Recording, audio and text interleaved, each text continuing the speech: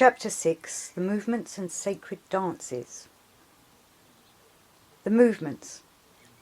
Gurdjieff took the chief exercise from an ancient discipline in which he trained in his youth. He combined its movements and physical demands on the body with various forms of sacred dance he had learned, mostly from dervishes who are consistently mentioned in meetings. By combining dance and the ritual exercise, he created what he called sacred gymnastics. So there are sacred dances, which he used in public demonstration to attract new followers to his teachings. Then there are sacred gymnastics, by which he prepared his pupils for the more demanding work that was to follow.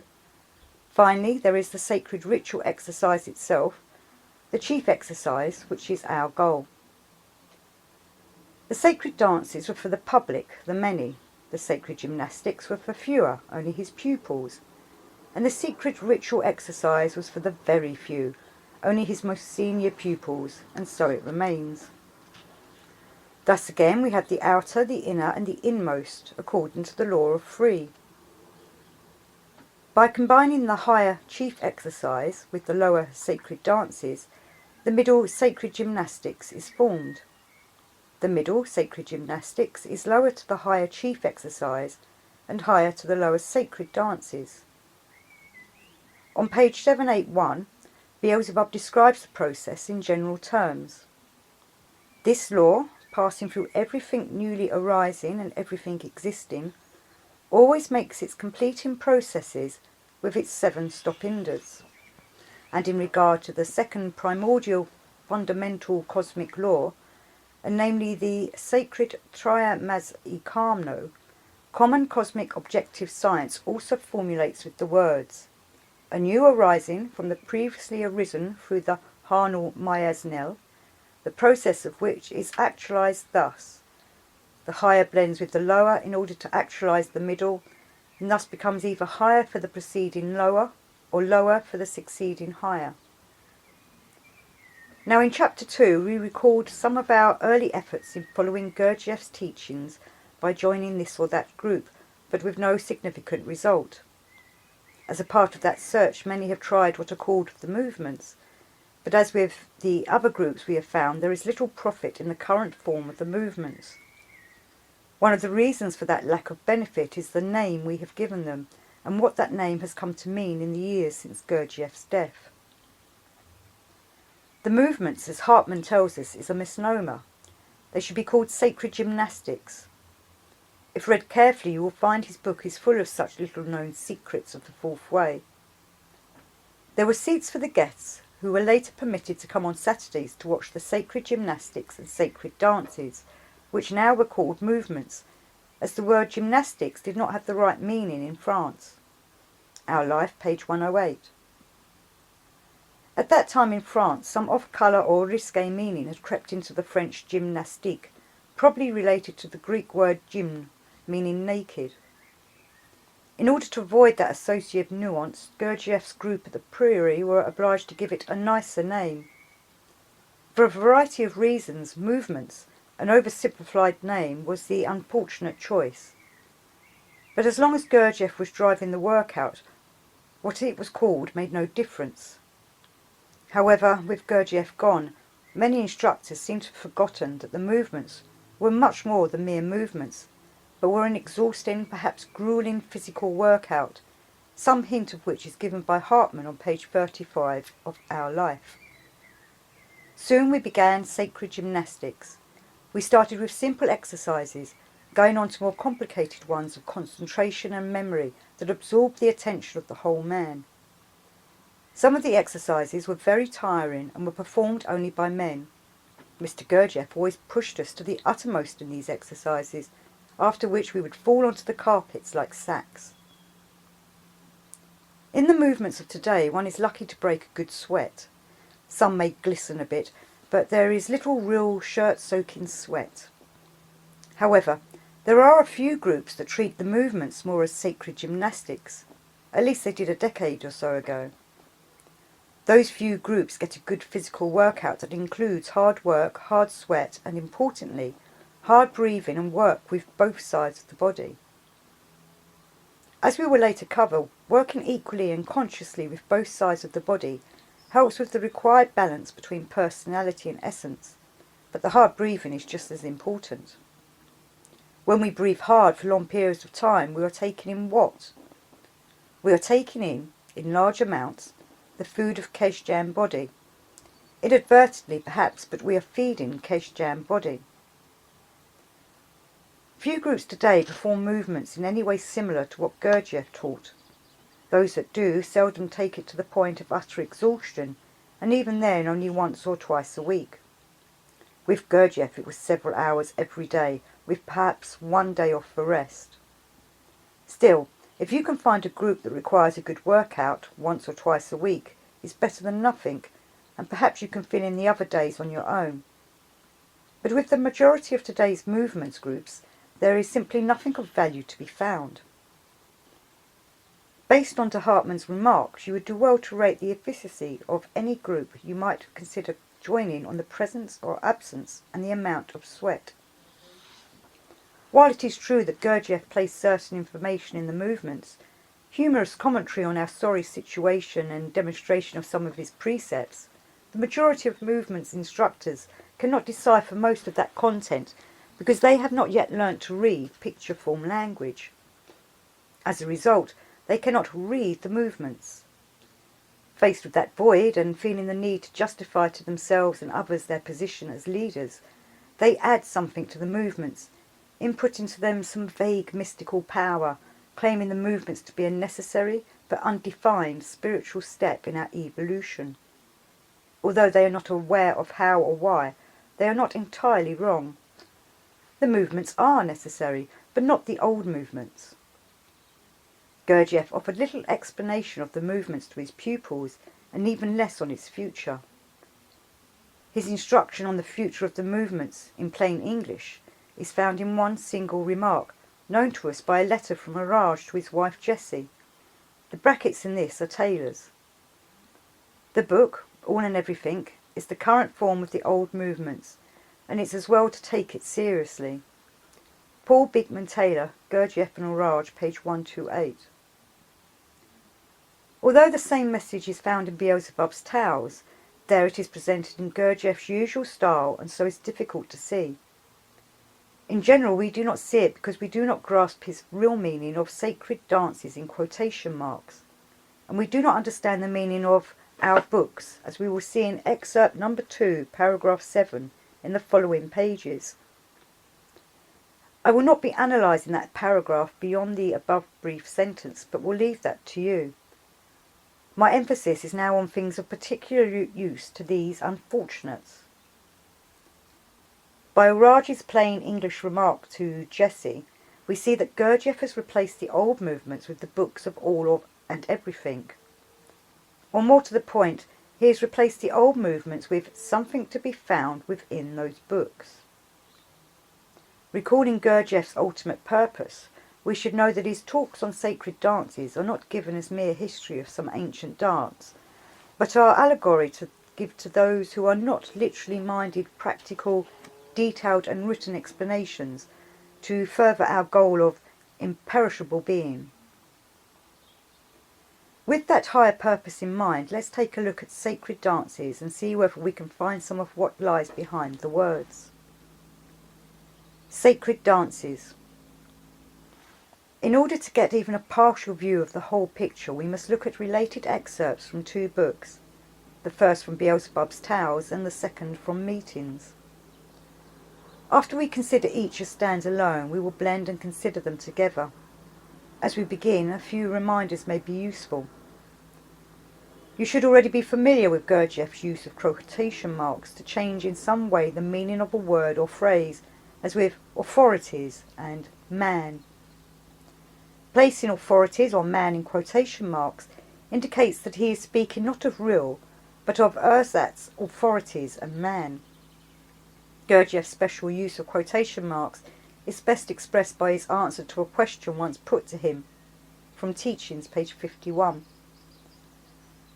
Someone once asked him a question about freedom, and Gurdjieff began, "Freedom leads to freedom. That is truth, not in quotation marks, but in the real sense." Thus we see his special use of quotation marks is telling us that he means not in the real sense. You also know that for a quote within a quote, the single marks are used as in this, instead of the double marks as in that. We've all read the following passages before, but few have read them as advised by Gurdjieff, which will give a good measure of objectivity. When we lose objectivity, we identify with the story so much that we miss details and subtleties, such as unusual quotation marks, logical inconsistencies, and other flags and alerts. As you read the following two talks, first in this book and then in the original, read as advised by Gurdjieff while looking for anything unusual. Look for something that should not be there but is, or is out of place. Also look for something that should be there but is missing, which is the presence of an absence. With Gurdjieff, the dabble is in the details. While sensing the whole of yourself, reading as Gurdjieff advises, recalling his use of podobnostinian, making alike, his special use of quotation marks, logical inconsistencies and other alerts, and that he almost never speaks literally. Let's review the first passage. In this I will number the paragraphs for ease of reference. From Beelzebub's Tales, page 519. Sacred Dances in Beelzebub's Tales. 1. Now listen why I use the expression almost. When I said that at the end of 3 of their centuries, after the Babylonian period, there almost entirely ceased to exist every kind of conscious and automatic reproduction of the being Afalkalna and Soljin Ohar.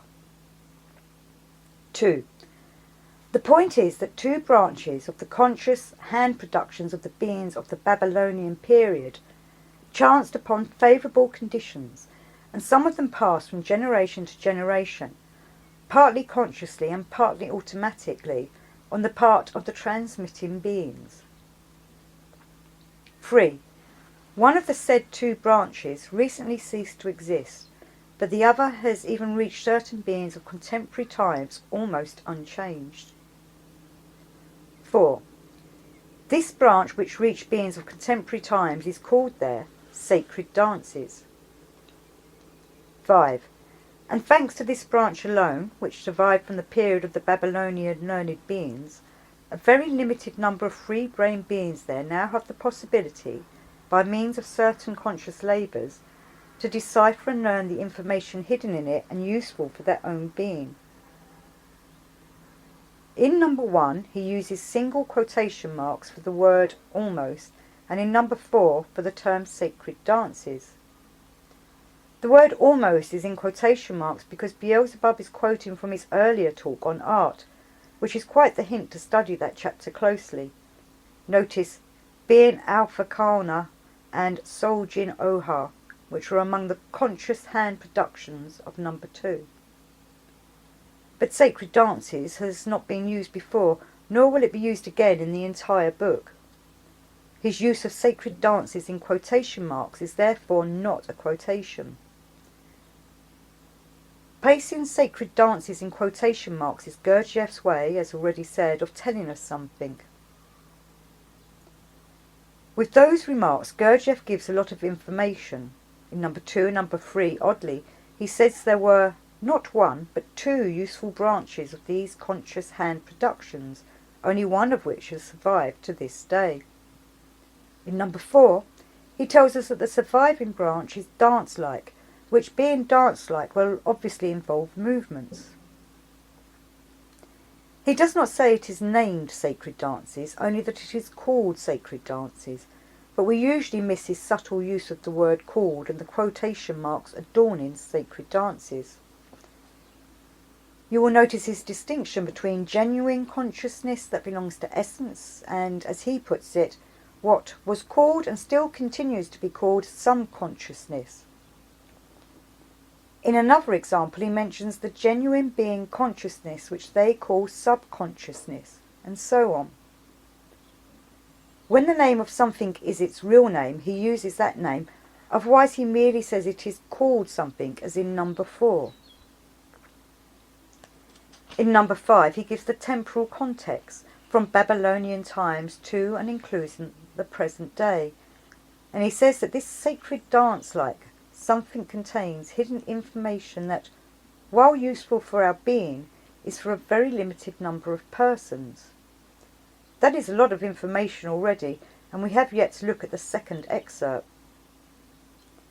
Notably, in those 5 paragraphs about sacred dances, Gurdjieff mentions only one body part, and strangely it is a part that is not usually associated with dance.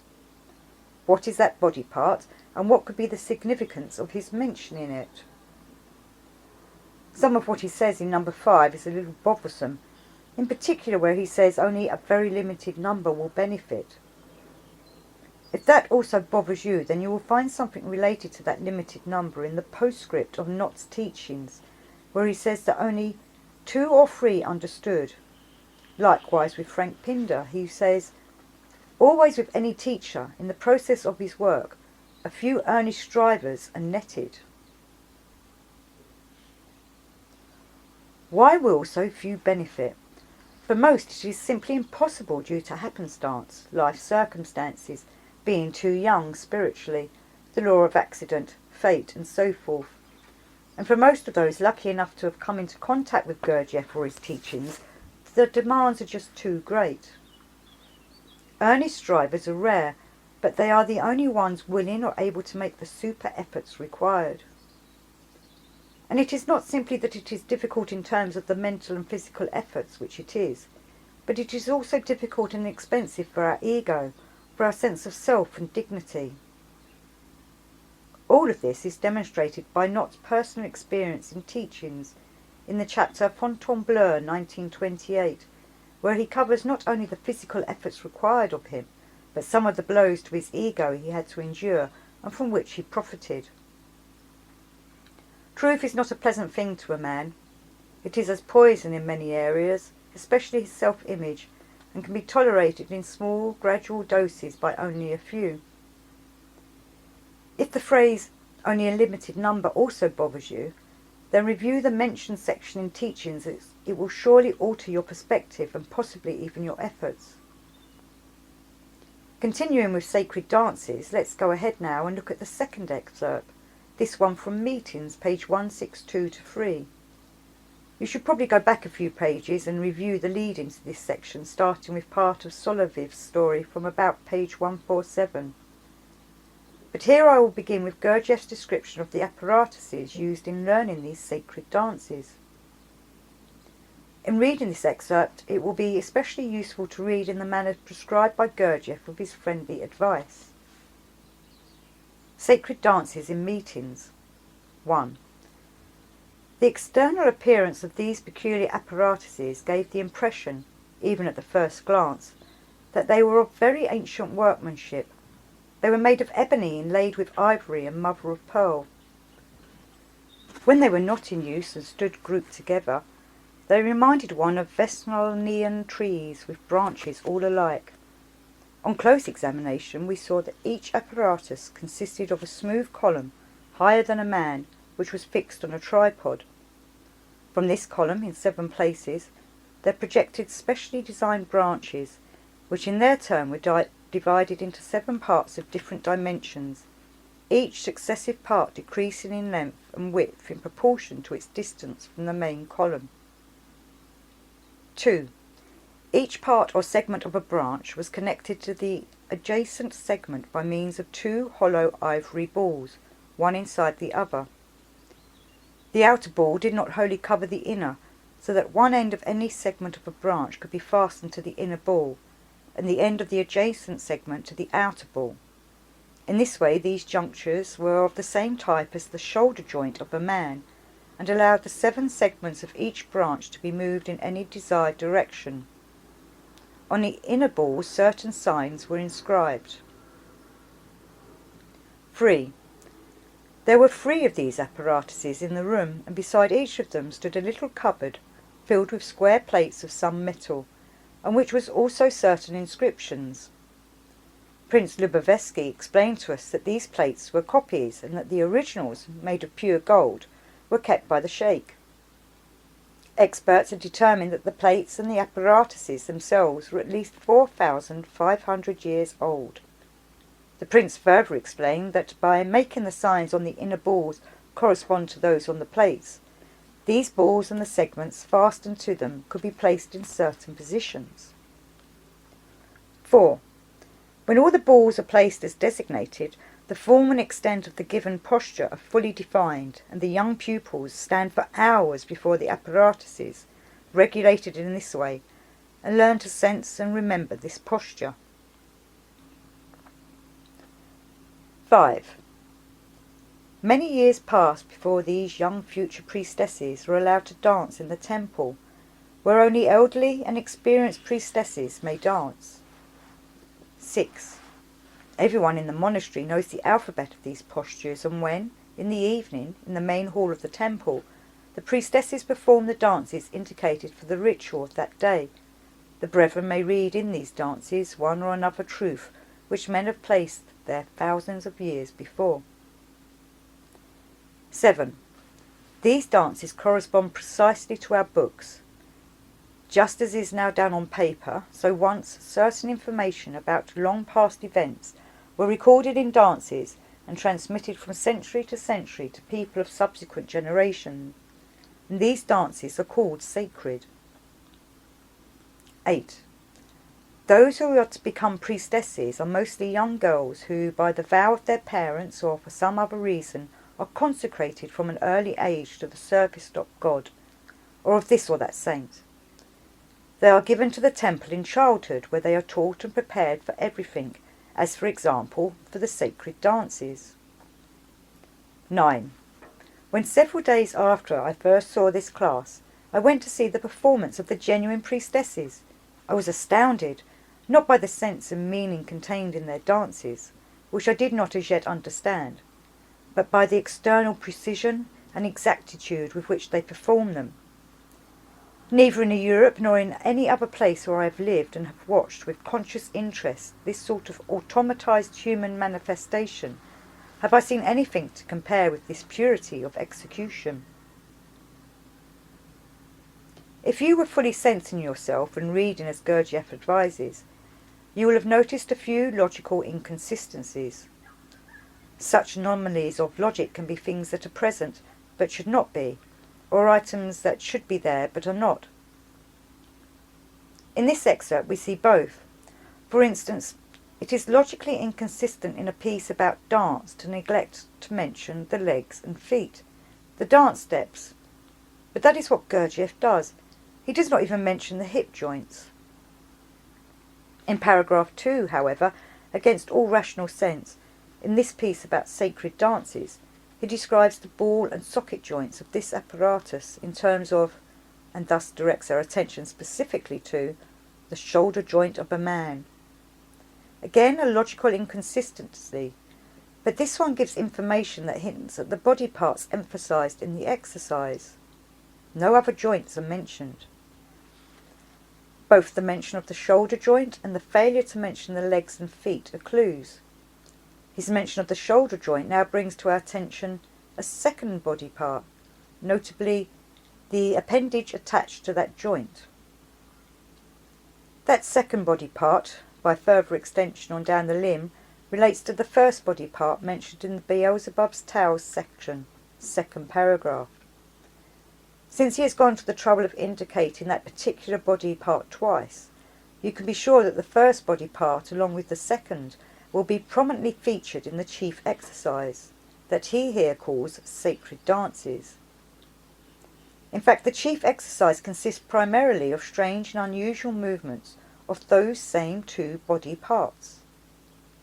In paragraph 3 he says, there were 3 of these apparatuses, which correspond nicely with our 3 totalities of functioning. In paragraph 4 he tells us that this exercise will require many hours of study daily to learn the basic positions. Now, although he doesn't clearly say this, if you will use your imagination for a constructive purpose and bring the scene he paints to life, will the pupils be just standing there, or will they be moving somewhat as they imitate the various postures? You should get a good visualization of the pupils studying and imitating the postures indicated by the three apparatuses, because that visual snapshot will be useful later. Also, you might notice that the Vesonilian trees are not just called something, but are named. Gurdjieff could have let his description of these trees stand alone, but he didn't. In a good example of the difference between calling something this or that and naming it, he gave the apparatuses a proper name, which, coincidentally, closely resembles that of the father of modern anatomy. By so doing, Gurdjieff relates these trees to human anatomy or the body. One feature of trees everywhere is that they move with the wind. Relating wind to the human body brings us to the breath. Thus the tree-like apparatuses relate to the body and the breath. Repeating Gurdjieff's remark connecting movements with a special method of breathing, from Fragments, page 388. But as I have already said, there is a third way, breathing through movements. Paragraph 5, after learning the postures in sequence, once the dance has been learned as a whole, including the transitions or steps by which the postures are connected, it will then take many years of practice before our performance matures. I use the term matures in the sense of to ripen and produce fruit. Paragraph 6. There are priestesses in this monastery. How unusual is that? We will return to that in our next section. Paragraph 7 is the concealed message about the new movements mentioned earlier. Paragraph 8. This monastery included not only priestesses but young dancing girls. My goodness! Paragraph 9. The ritual is complex and must be practiced enough that the body memorizes the move, thus it becomes automatized. Then, for years later, a blend of you and the ritual will continue to evolve.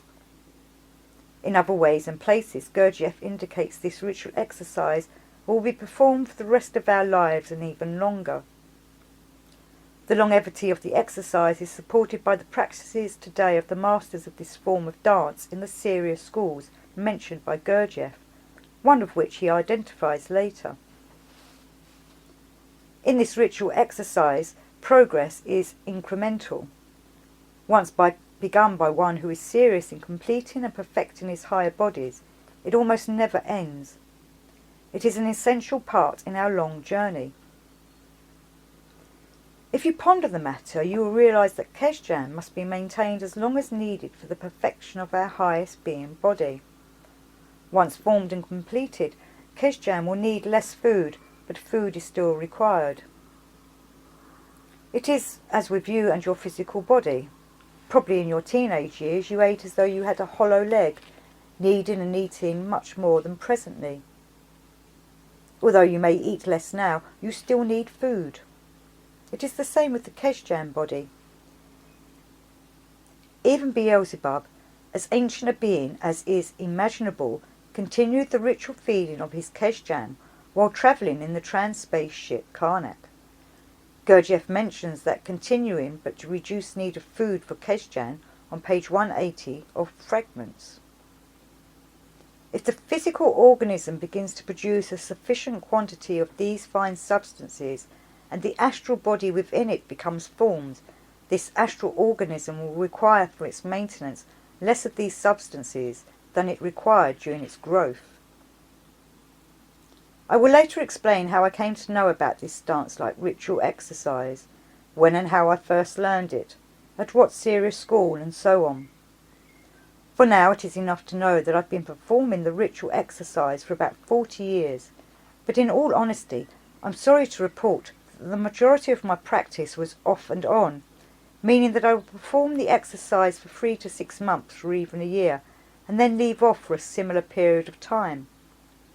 But once I discovered its description and purpose in Beelzebub's Tales, that is, once I understood consciously what it really is and does, I began to perform it with greater intensity in daily practice.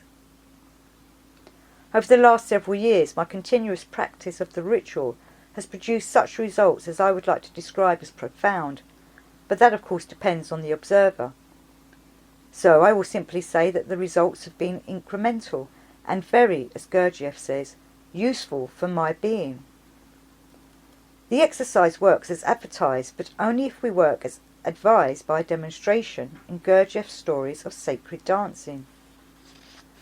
But now, though, inasmuch as Gurdjieff just loves to obscure his true meaning with distracting material, we have a bit of clutter to clean up.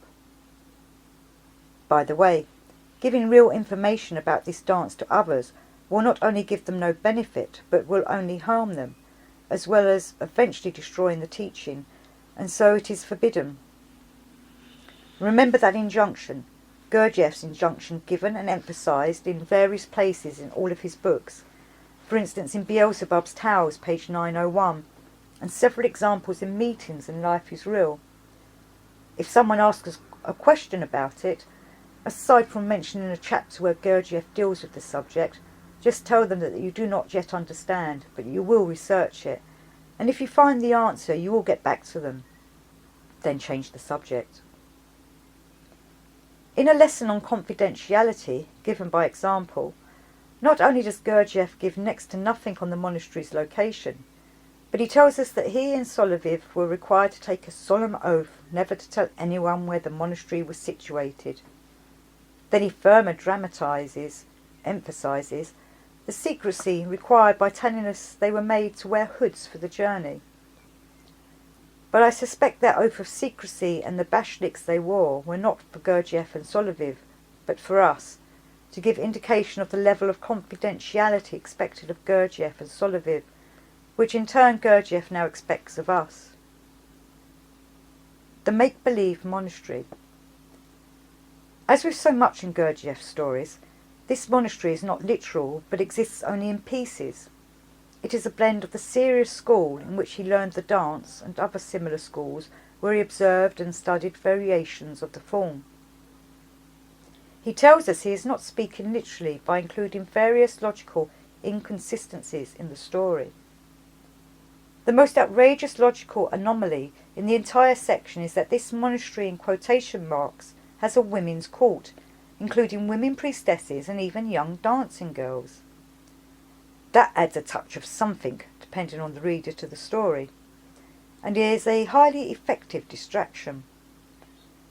But if we just accept that part of the story without question, we'll be lulled into thinking that we know a little about this once-upon-a-time storybook monastery, not to be found anywhere on this earth in this day and age, and so we will not even bother trying to find it.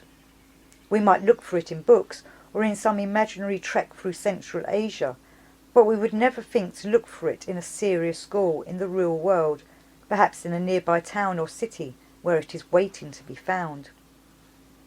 Using your own judgment and experience, answer this.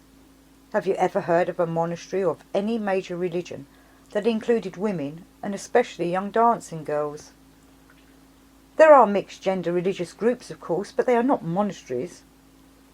In the last 1,000 years, that mixed-gender monastery business has been tried a few times, but each time it failed for what should be obvious reasons.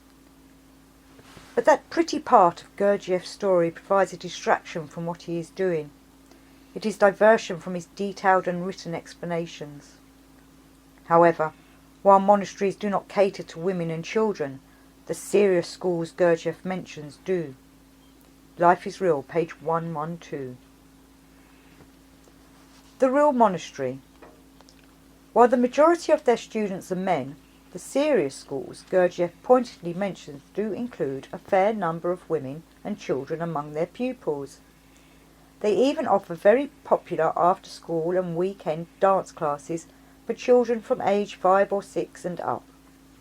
Gurdjieff gives this same information in describing his institute when he tells us about the pupils accepted.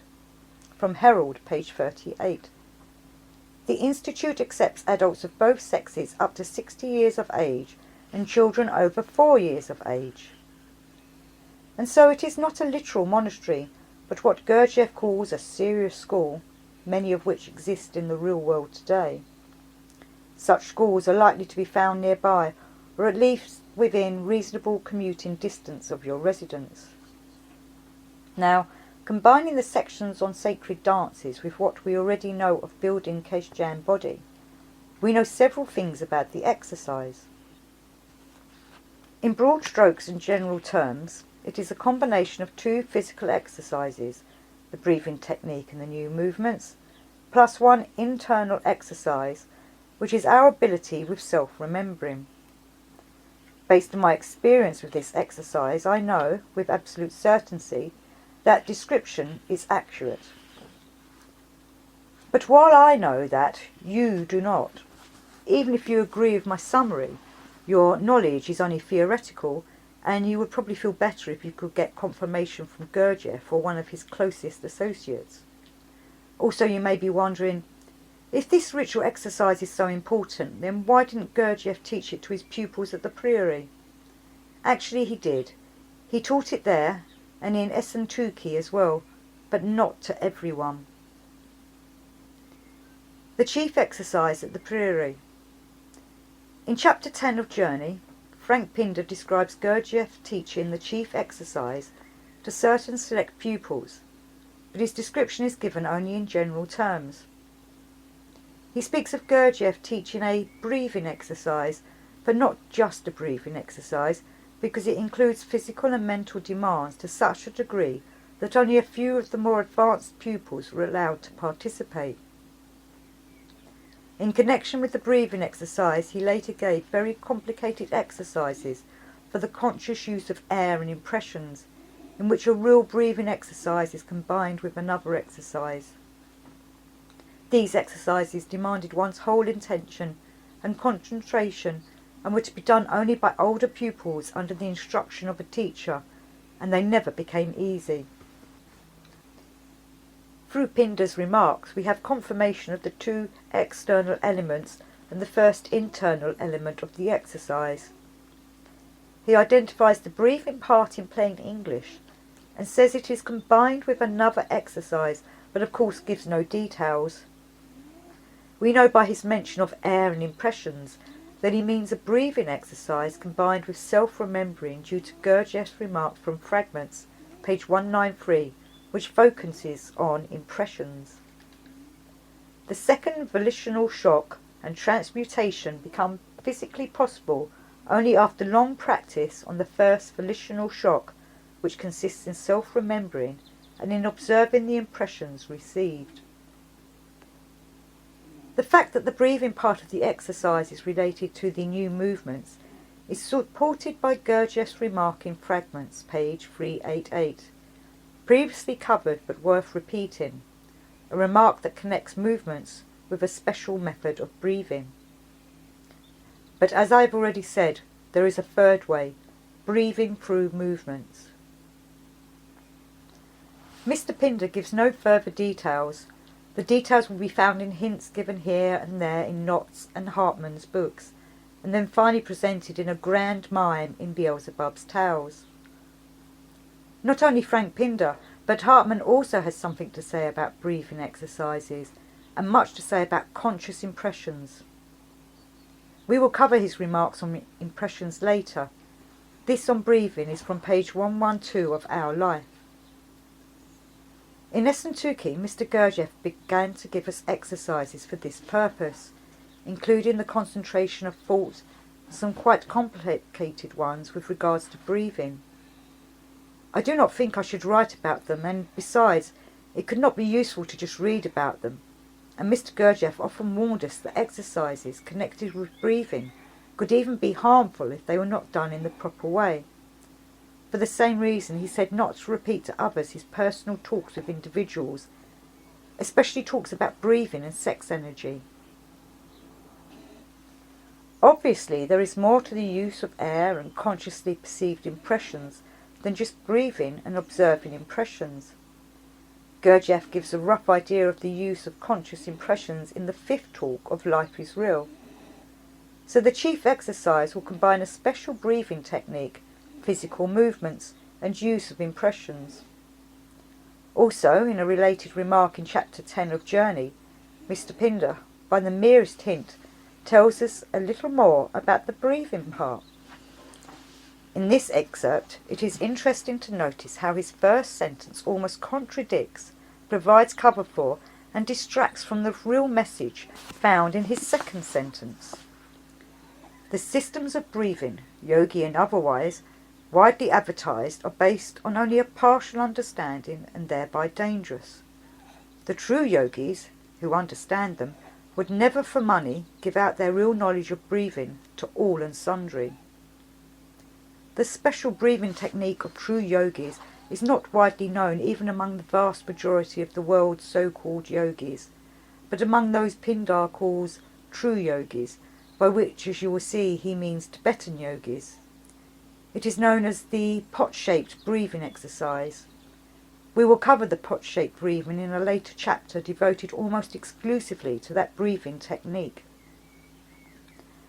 And so we see, first by Pindar's remarks and later by Hartmann's, that Gurdjieff taught the ritual exercise at the Priory and Essentuki, but participation was limited to only a few of the older pupils, those who eventually became Gurdjieff's close associates. They will of course say nothing about the exercise except by his permission and in the manner approved by him. Gurdjieff takes care of the rest. Those of the exoteric and mesoteric circles were not allowed to participate and would have known nothing at all of this exercise. Naturally, nothing about it is found in any of their books. Just as Gurdjieff taught the exercise to Frank Pindar, he taught it to Alexander de Salzmann, Dr. Sturgeonable, Patriarch Knott, Hartmann, and perhaps a very few others. Recall Gurdjieff's, Knott's and Pindar's remarks about the few who can really benefit. One last word for now about sacred dances. The passages we reviewed contain not only the general direction to the ritual exercise along with a few of its details, particularly the two body parts brought to our attention, but it contains more that will become apparent with continued study. With that in mind, it would be very good now and useful later for you to make a note that oddly, Gurdjieff tells us not one but two branches survived from the Babylonians, only one of which survives today. His mention of that second branch is seemingly useless. That is an example of something that should not be there, but is. Instead of mentioning the two branches, he could, and under normal circumstances would have mentioned only the one that is available and useful to us. Unless, that is, the knowledge that there were two such practices will perhaps be useful later, when he returns to those two branches of conscious hand productions, but under different names elsewhere in his writings. Those two practices will be mentioned by Gurdjieff in a seemingly unrelated setting, and one of those dance schools will be identified by its real contemporary name. He does this while he and we are busy with a bit of an adventure, with no introduction or preparation except for one brief but literal cue as an alert. We will get to that soon enough.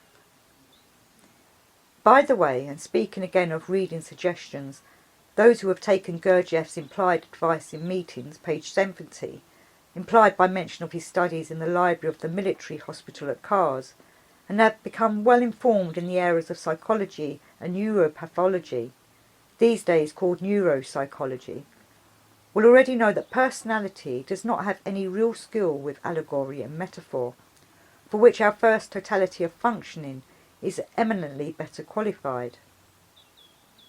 If you have not yet acted on his suggestion and pursued that study, now is the time.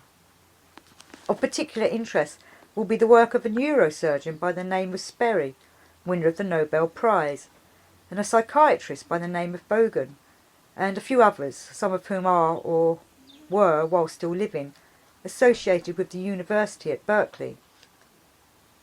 Since most of what you find on the web is shallow and misleading, I'll give you a few specific references that will be useful. 1. Psychiatrist Joseph E. Bogan. The Other Side of the Brain 2. An Appositional Mind. Bulletin of the Los Angeles Neurological Society. His papers are among the best. He has also quietly expressed surprise that the medical community has neglected the new and quite significant implications of Sperry's work. 2. Neurologist and neurosurgeon R. W. Sperry. Hemisphere Deconnection and Unity in Conscious Awareness. He won the Nobel Prize for this work, which was then within a mere decade or two relegated to history, as it was replaced by a more flattering and popular schema. Scientists and physicians are lopsided free-brained beings, subject to the same weaknesses of ego and vanity as the rest of us, and even more so. 3. A fairly good book on the matter is The Integrated Mind by neurologist Michael S. Gazzaniga. His book covers some of the research needed to understand the hurdles between personality and essence.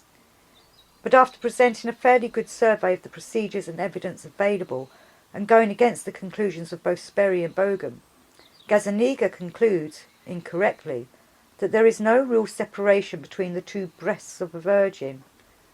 Rather, he decides to say that we can enjoy an integrated mind.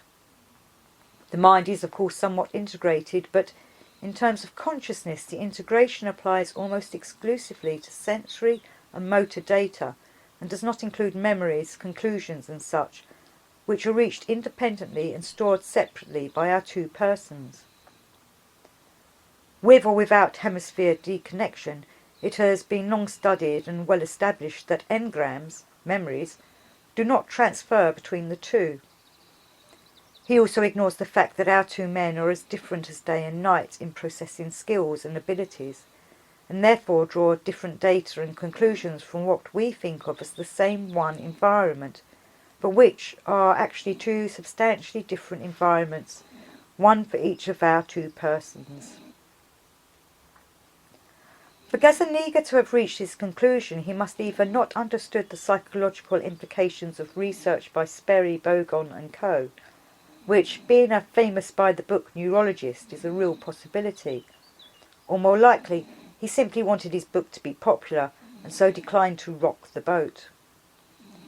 By following the popular mainstream thinking in this area, self-inflating and self-quieting, he reinforced his position as a leading neurologist, which is of course the prudent choice. After all, what academic celebrity could be expected to give up that status and be relegated to the dark corners of academia, all for the sake of what? The truth? That is too high a price for most. Still, aside from its O. Henry type ending, it is a good and informative book, and I recommend it. In another consideration for Gazzaniga's stated conclusion, perhaps that was just his public opinion. After all, Gurdjieff does advise, never tell the truth, at least not directly. In order to evaluate and understand the material in our last several pages, you must have a good basic understanding of neuropsychology. While Gurdjieff's recommended by example study of neuropsychology is a good bit of material to cover, if you are to understand even a small part of what Gurdjieff understood about neuropathology and psychology, and how that affects our thinking and our lives, then it is work that must be done. Please keep in mind that study of neuropsychology is not my suggestion, rather it is strongly implied by Gurdjieff. Just read it for yourself, ponder the indicated section in Meetings, page 70, and perhaps you will agree. However, while the suggested study does not come from me, I strongly agree with and endorse it, and, if I could, I would insist on my readers following Gurdjieff's suggestion. It is an essential part of our preparation. In our next chapter we will cover a very special and at least equally important preparation. Important because it is required for the chief exercise to have good and strong effect. But unlike the study of neuropsychology, this one will be easy. Strangely though, while it will be relatively easy, it will be difficult. It is easy because it is very simple and requires little time and effort. But it will be difficult due to the regular and sustained effort required, and especially difficult due to the fact that you will have to change your definition of what you presently think, and have in the past thought to be real work, which is easier said than done. Therefore, as has been said by Gurdjieff and the elders, only a few will benefit. But if you are one of these unfortunates, then your Kesjan is already looking forward to doing the work that will prepare him, you, to begin self-perfecting. You will listen to Gurdjieff and make good use of the following essential preparation.